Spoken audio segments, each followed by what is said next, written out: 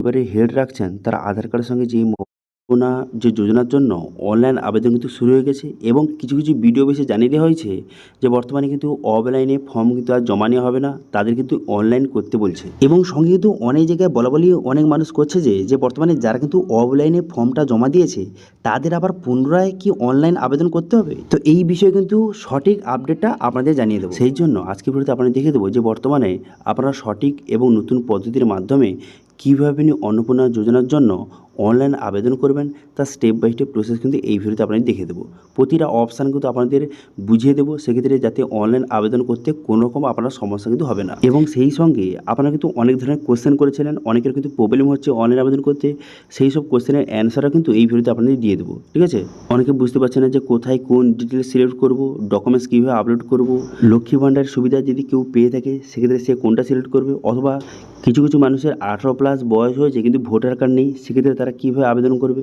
এছাড়াও বিভিন্ন রকম কোশ্চেন রয়েছে, সবগুলো কোশ্চেনের অ্যান্সার দেবো এবং সম্পূর্ণ সঠিক এবং নতুন পদ্ধতির মাধ্যমে কীভাবে আপনি অন্নপূর্ণা যোজনার জন্য অনলাইন আবেদন করবেন তার স্টেপ বাই স্টেপ প্রসেস দেখিয়ে দেবো। কীভাবে অনলাইন আবেদন করবেন, কী কী ডকুমেন্টস লাগবে, কোন কোন ডকুমেন্টস আপনাকে আপলোড করতে হবে, স্ট্যাটাস কীভাবে চেক করবেন, ফর্মে যদি কোনো রকম ভুল করে থাকেন সেক্ষেত্রে এডিট কীভাবে করবেন, সমস্ত কিন্তু আপনাদের স্টেপ বাই স্টেপ দেখিয়ে দিচ্ছি এই ভিডিওতে।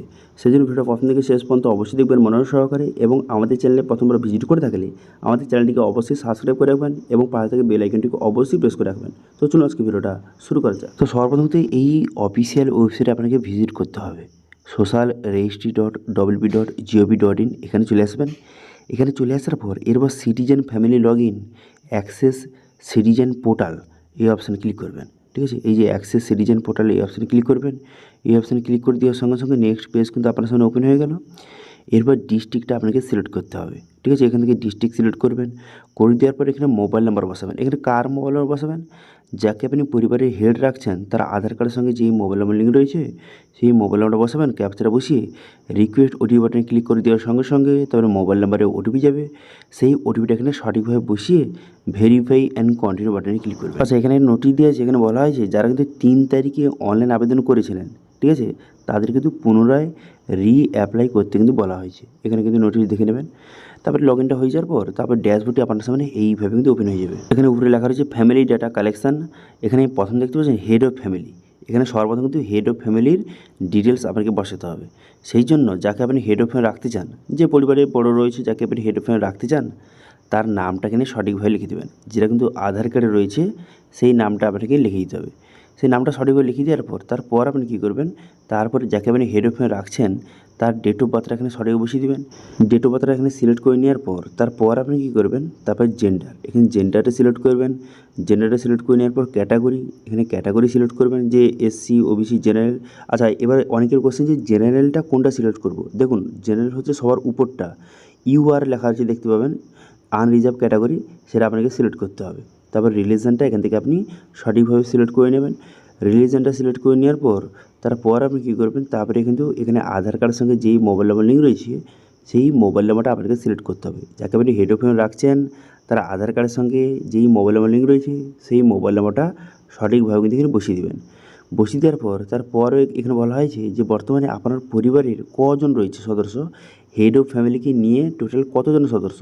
এবার এখানে আপনি লিখে দেবেন যে আপনার পরিবারের কতজন সদস্য, 3 জন 4 জন যতজন হয় সেটা আপনি লিখে দেবেন। দেখতে পাচ্ছেন এখানে আমি যদি এখানে 4 লিখে দিই সেক্ষেত্রে এখানে দেখতে পাবেন যে বর্তমানে হেড অফ ফ্যামিলি বাদে কিন্তু আরও 3 জন অ্যাড হয়ে গেছে, অর্থাৎ হেড অফ ফ্যামিলিকে নিয়ে টোটাল 4 জন কিন্তু অ্যাড হয়ে গেল। সবার ডিটেলস কিন্তু একে একে আপনাকে বসাতে হবে। ঠিক আছে, তারপরে এখানে বলা হয়েছে যে বর্তমানে যাকে আপনি হেড অফ ফ্যামিলি রাখছেন সে কি কোনো প্রকারের ডিসেবিলিটি, অর্থাৎ যে প্রতিবন্ধী কোনো প্রকারের, যদি হয়ে থাকে সেক্ষেত্রে আপনি ইয়েস করবেন, অন্যথা আপনি নো এখান থেকে সিলেক্ট করবেন। ঠিক আছে, এবার যদি ইয়েস সিলেক্ট করেন সেক্ষেত্রে সার্টিফিকেট নম্বর, কত পার্সেন্ট ডিসেবিলিটি এবং সার্টিফিকেট আপলোড করে দিতে হবে। যদি না হয়ে থাকে নো করবেন। তারপরে এখানে আধার কার্ডের ডিটেলস আপনাকে বসাতে হবে, সেই জন্য এখানে আধার নাম্বারটা সঠিকভাবে কিন্তু বসিয়ে দেবেন। যাকে আপনি হেড অফ ফ্যামিলি রাখছেন তার আধার কার্ড নাম্বারটা বসিয়ে দেবেন।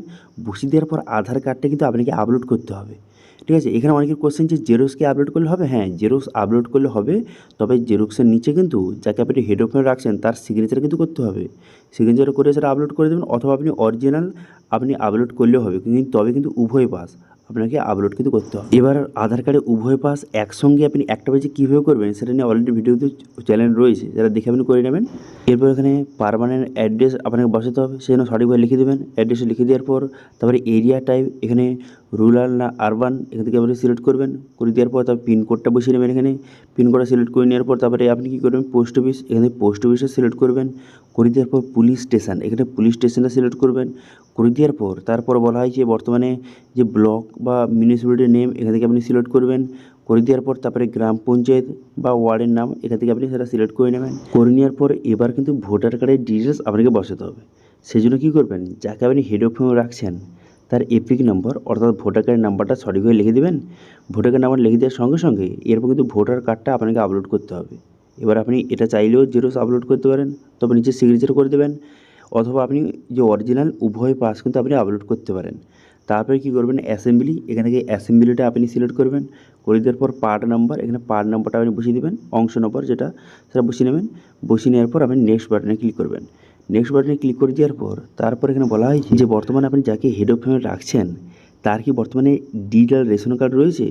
যদি থেকে থাকে ইয়েস করবেন, অন্যথা আপনি নো করবেন। এবার যদি আপনি ইয়েস করে থাকেন সেক্ষেত্রে রেশন কার্ডের টাইপ এখান থেকে সিলেক্ট করতে হবে, যে কোন ক্যাটাগরি রেশন কার্ড রয়েছে সেটা সিলেক্ট করতে হবে, এবং রেশন কার্ডের নাম্বারটা সঠিকভাবে কিন্তু আপনাকে বসিয়ে দেবেন। ঠিক আছে, রেশন কার্ডে শুধুমাত্র যে নাম্বারটা রয়েছে সেই নাম্বারটা বসিয়ে দেবেন। ওকে, রেশন কার্ড নাম্বারটা বসিয়ে দেওয়ার পর তারপর নেক্সট বাটনে ক্লিক করবেন।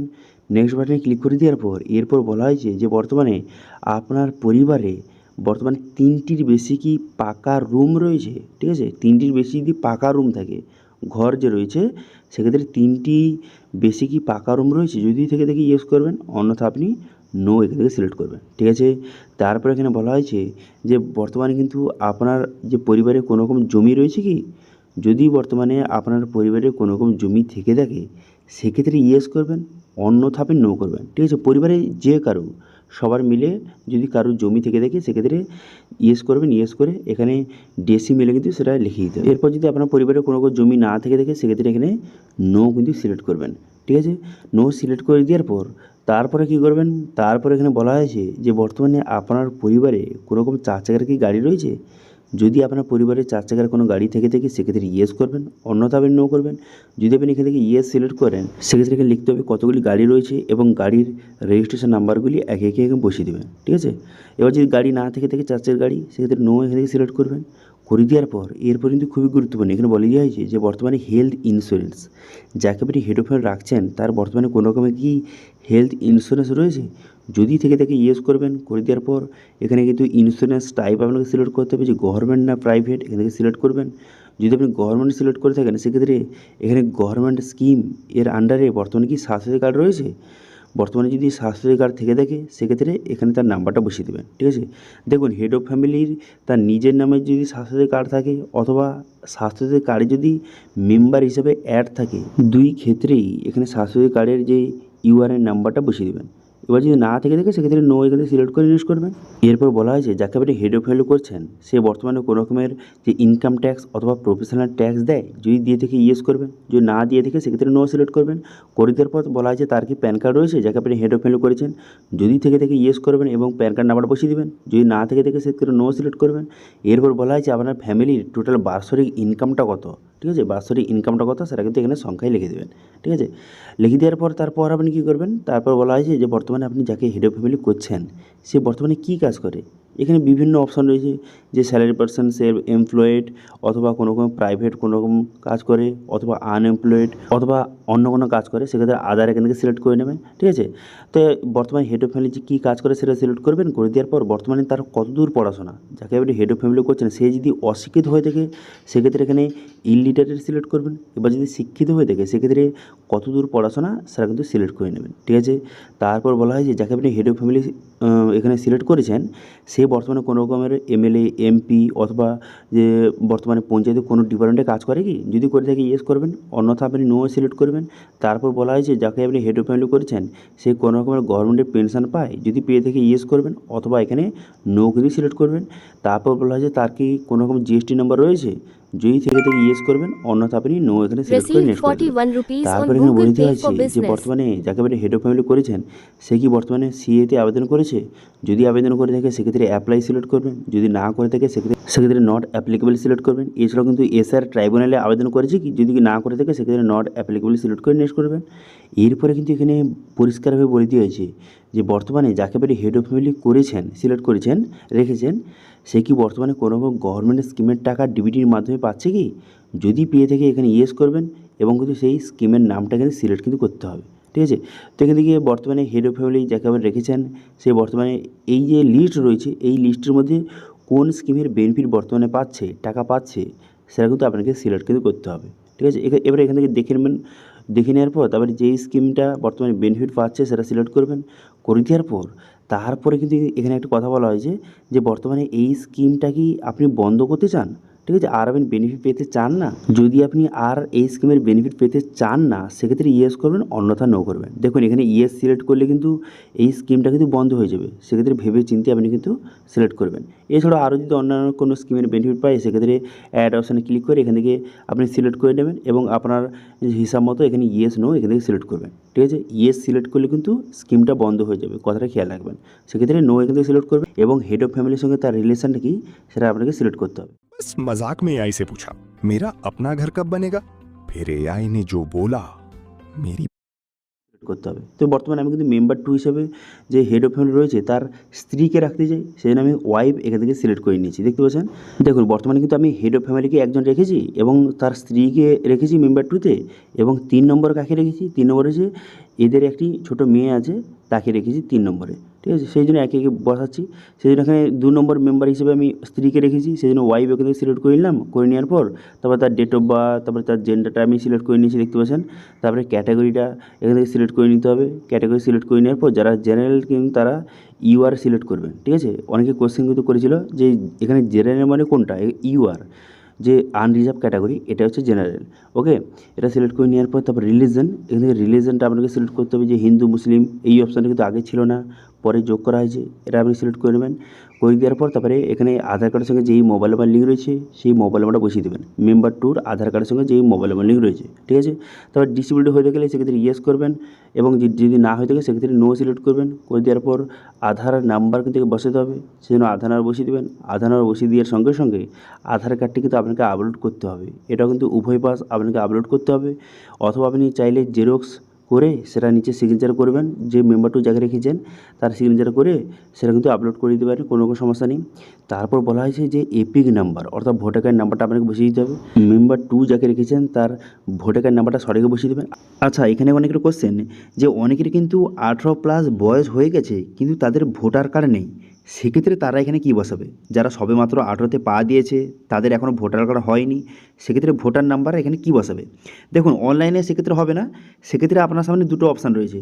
হয় আপনি অফলাইনে আবেদন করতে পারেন, ফর্ম ফিল আপের সময় আপনি সবার ভোটার নাম্বার বসাবেন এবং আপনার ভোটার নাম্বারের জায়গায় ফাঁকা রেখে দেবেন, কোনো রকম সমস্যা নেই। অথবা আপনি নতুন ভোটার কার্ড আবেদন করতে পারেন। এখন নতুন ভোটার কার্ড আবেদন করলে ওই মোটামুটি 1 থেকে 1.5 মাসের মধ্যে হয়ে যাচ্ছে। তারপর আবেদন হয়ে যাওয়ার পর সেই ভোটার নাম্বার এখানে বসিয়ে দিতে পারেন, ঠিক আছে। এবার নতুন ভোটার কার্ড কীভাবে আবেদন করবেন সেটা ভিডিও চাইলে অবশ্যই কমেন্ট করে জানাবেন, ঠিক আছে। তারপর ভোটার কার্ড নাম্বার বসিয়ে দেওয়ার পর তারপরে অ্যাসেম্বলি এখানে সিলেক্ট করবেন এবং পার্ট নাম্বার অর্থাৎ অংশ নাম্বারটা বসিয়ে দেবেন। অংশ নাম্বারটা বসিয়ে দেওয়ার পর তারপরে কিন্তু আপনি নেক্সট বাটনে ক্লিক করবেন। এবার নেক্সট বাটনে ক্লিক করে দেওয়ার সঙ্গে সঙ্গে তারপর কিন্তু নেক্সট অপশান আপনার সামনে খুলে যাবে। এরপরে কিন্তু এখানে বলে দেওয়া আছে যে বর্তমানে যাকে আপনি মেম্বার 2-তে রেখেছেন সে বর্তমানে কোনো রকমের তার হেলথ ইন্স্যুরেন্স রয়েছে। যদি হেলথ ইন্স্যুরেন্স থেকে থাকে সেক্ষেত্রে সিলেক্ট করবেন, করে দেওয়ার পর গভর্নমেন্ট না প্রাইভেট সেটা সিলেক্ট করবেন। এবার যদি স্বাস্থ্যসাথী কার্ড থেকে থাকে সেক্ষেত্রে এটা সিলেক্ট করে এই স্বাস্থ্যসাথী কার্ডের নাম্বারটা বসিয়ে আপনি নেক্সট বাটনে ক্লিক করবেন। এবার যদি না থেকে থাকে সেক্ষেত্রে নো সিলেক্ট করবেন, করে দেওয়ার পর নেক্সট করবেন। তারপর বলা হয়েছে যাকে মেম্বার 2 রেখেছেন সে কি কোনো প্রকারের যে প্রফেশনাল ট্যাক্স অথবা কোনো রকমের ইনকাম ট্যাক্স দেয় সেক্ষেত্রে ইয়েস নো সিলেক্ট করবেন। তার প্যান কার্ড রয়েছে কিনা এখানে ইয়েস নো সিলেক্ট করবেন। তারপরে আপনি কী করবেন, বর্তমানে সে কী কাজ করে সেটা সিলেক্ট করতে হবে এবং বর্তমানে এডুকেশন কোয়ালিফিকেশান কত সেটা আপনাকে সিলেক্ট করতে হবে যাকে আপনি মেম্বার 2 রেখেছেন, ঠিক আছে। তারপর আপনি কী করবেন, তারপর বলা হয় যে কোনো রকমের যে এমএলএ এমপি এরকম কোনো রকম পদে রয়েছে মেম্বার 2 যাকে রেখেছেন, যদি হয়ে থাকে ইয়েস করবেন, অন্যথা নো করবেন। তারপরে বলা হয় যে কোনো রকম গভর্নমেন্টের পেনশন পায় কি, যদি পেয়ে দেখে ইয়েস করবেন, অন্যথা নো করবেন। করে দেওয়ার পর তারপরে বর্তমানে জিএসটি নম্বর যদি থেকে থাকে সেক্ষেত্রে ইয়েস করবেন, অন্যথা নো করবেন। করে দেওয়ার পর আপনি নেক্সট বাটনে ক্লিক করবেন নেক্সট বাটনে ক্লিক করে দেওয়ার সঙ্গে সঙ্গে নেক্সট পেজ ওপেন হয়ে গেল। এরপর বলা হয়েছে যাকে আপনি মেম্বার টু রেখেছেন সে কি বর্তমানে সিএতে আবেদন করেছে কিনা অথবা এসআর ট্রাইব্যুনালে আবেদন করেছে কিনা, এখান থেকেই সিলেক্ট করবেন, অন্যথা আপনি নট অ্যাপ্লিকেবল সিলেক্ট করে দেবেন। করে দিয়ে আপনি নেক্সট করবেন। নেক্সট করে দেওয়ার পর এরপর কিন্তু আপনার সামনে নেক্সট পেজ কিন্তু ওপেন হয়ে যাবে। এরপরে কিন্তু খুবই গুরুত্বপূর্ণ, এখানে অনেক মানুষ কিন্তু ভুল করছে। দেখুন এখানে বলা হয়েছে আপনি কি অন্নপূর্ণা যোজনার জন্য আপনি আবেদন করেছেন, এখানে কিন্তু ইয়েস সিলেক্ট করবেন। কারণ বর্তমানে দেখুন আমি এখানে মহিলা সিলেক্ট করেছি, মেম্বার টুতে আমি মহিলা রেখেছি। এর বয়স কিন্তু 25 থেকে 60 বছরের মধ্যে এবং ইনি কিন্তু যে অন্নপূর্ণা যোজনার জন্য এলিজিবল, ঠিক আছে। সেক্ষেত্রে কিন্তু এখানে আপনি যখনই কোনো মহিলা সিলেক্ট করবেন এবং তার বয়স যদি 25 থেকে 60 বছরের মধ্যে হয়ে থাকে, সেক্ষেত্রে এই অপশানটা কিন্তু অটোমেটিক চলে আসবে আপনার সামনে। এবং এখানে বলে দেওয়া হয়েছে যে বর্তমানে কি এই মহিলা অন্নপূর্ণা যোজনার জন্য আবেদন করছে, এখানে কিন্তু ইয়েস করবেন, ঠিক আছে। কারণ হ্যাঁ এই মহিলা অন্নপূর্ণা যোজনার জন্য আবেদন করেছে, সেই জন্য কিন্তু এখানে ইয়েস সিলেক্ট করবেন। ইয়েস সিলেক্ট করে নেওয়ার পর তারপর কিন্তু এখানে বলে দেওয়া হয়েছে যে বর্তমানে এখানে এলিজিবিলিটি ক্রাইটেরিয়া বলে দিয়েছে যে অন্নপূর্ণা যোজনা টাকা পেতে গেলে 25 থেকে 60 বছরের মধ্যে হতে হবে, মহিলা হতে হবে, এইসব ডিটেল বলে দেওয়া হয়েছে।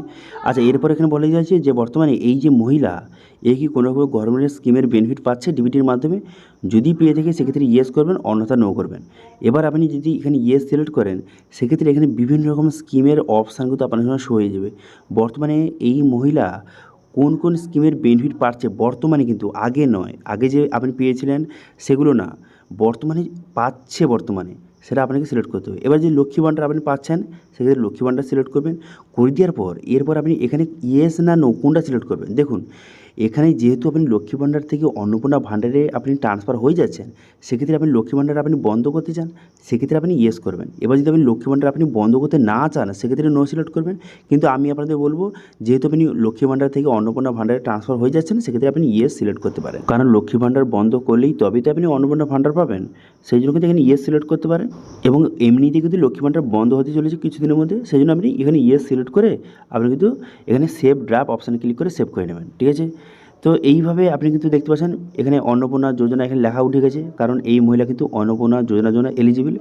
আচ্ছা এবার কিন্তু মেম্বার 3তে ক্লিক করবেন। এবার মেম্বার 3 আপনি কাকে রাখতে চান, সেটা আপনি অ্যাডাল্ট না চাইল্ড এখানে সিলেক্ট করবেন। যদি 18+ হয়ে থাকে সেক্ষেত্রে অ্যাডাল্ট, 18 নিচে হয়ে থাকলে সেক্ষেত্রে চাইল্ড এখান থেকে সিলেক্ট করবেন। আমি মেম্বার 3 হিসেবে একজন শিশুকে আমি অ্যাড করতে চাই, কারণ এই যে বর্তমানে মহিলার একজন ছোট মেয়ে আছে তাকে আমি অ্যাড করতে চাই, সেই জন্য কিন্তু এখানে চাইল্ড সিলেক্ট করে নিলাম। দেখুন এখানে যে আমি নামগুলি ইউজ করেছি যেমন কিন্তু ইন্দ্রী মণ্ডল, প্রিয়া মণ্ডল, এগুলো তো আমি ডেমো হিসেবে আপনাদের বোঝানোর জন্য, ঠিক আছে। আপনার যে অরিজিনাল নামটা সেটা বসাবেন, ওকে। তারপরে এখানে কী করবেন, এখানে মেম্বার 3 আমি যেহেতু চাইল্ড সিলেক্ট করেছি সেক্ষেত্রে এখানে সেই বাচ্চার নাম বসিয়ে দেবেন। বসিয়ে দেওয়ার পর হেড অফ ফ্যামিলির সঙ্গে তার কী রিলেশান, তার ডেট অফ বার্থ, তার জেন্ডার এবং ক্যাটাগরি যে এখান থেকে সিলেক্ট করতে হবে। ক্যাটাগরি সিলেক্ট করে নেওয়ার পর তার রিলিজন, এখানে রিলিজনটা সিলেক্ট করতে হবে, হিন্দু মুসলিম যেটা হয়ে থাকে সেটা সিলেক্ট করবেন। করে দেওয়ার পর তারপরে কন্ট্যাক্ট নাম্বার অর্থাৎ আধার কার্ড যদি থেকে থাকে সেই আধার কার্ডের সঙ্গে কোন মোবাইল নাম্বার লিঙ্ক রয়েছে সেটা বসিয়ে দেবেন, অথবা যদি না থেকে থাকে সেক্ষেত্রে ছেড়ে দেবেন। তারপর ডিসেবলড হয়ে থাকলে ইয়েস নো করবেন। তারপরে আধার নাম্বার, দেখুন এইখানে কিন্তু